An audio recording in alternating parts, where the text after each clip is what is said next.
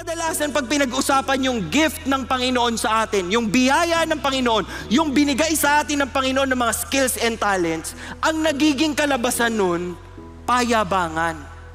At kadalasan po, yung mga tao, pag inisip, maglilingkod ako para kay God, ang nasa isip nila, tatayo sila sa entablado. Pero alam niyo po, ang pagsaserve kay God, hindi lang sa entablado. Marami pong naglilingkod na wala sa entablado. Pero pleasing sila kay Lord. At pumapalakpak ang mga anghel sa langit pag sila'y naglilingkod. Bakit? Kasi hindi stage ang pinaglilingkuran natin.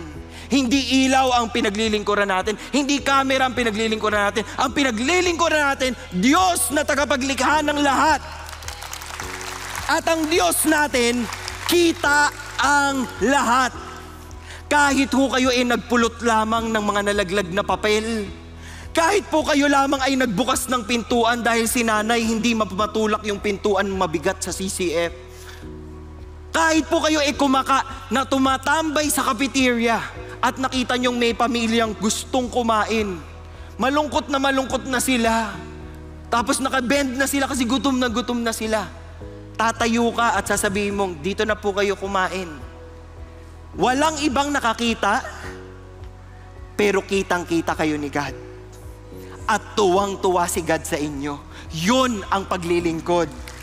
Yun ang pagpapahalaga sa ibang tao.